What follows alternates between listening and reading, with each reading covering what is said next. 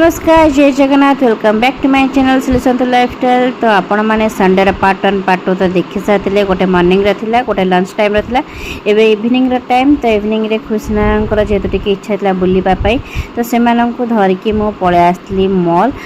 तो मॉल को आसला देखिए अर्चना हेका भी समस्ते आसछंती। तो आम समस्ते भाविलु जे बुलवा सहित रजर शॉपिंग भी हो। तो एते गहली थिला जे आपण माने बिलीव भी करेनि।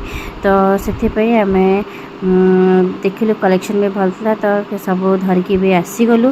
तापर ये अंशु पूरा ये श्री को पूरा इरिटेट करथिला। श्रीर देह भल नाथिला। तापर ये आम बाहर को आसला सब किणाकिणी सरला अंशु गोटे चॉकलेट पाईगला ता मन पूरा खुश जोटा कि पूरा फेस वाला थिला। तापर मुझे टे रोल आ सहित मोमो धरिकी घर को तापर आम रिटर्न करूँ। तो से बुलाबुली भी होगला से भी खुश। तो शॉपिंग भी होगला। तो घरे पहुँचला आम समस्ते फ्रेश होकर आसीगलु।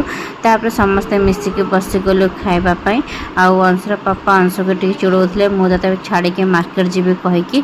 तो अंशु कहला मु नंगोईकी पढ़ी एमती कहीकि समस्ते हसा हसी होतलु। आ खाଇବା भी बहुत बढ़िया होता।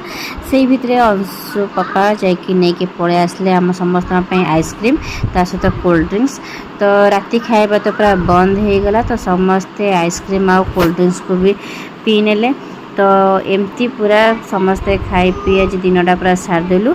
तो एमती थिला आज दिन जाकर किछि ब्लॉग जो आशा करछि आपण समस्त को बहुत ही भल लगी थिबो। तो जीवा पूर्व निश्चित भाव मो चैनल को लाइक से सब्सक्राइब करेंगे। रोचे नमस्कार जय जगन्नाथ।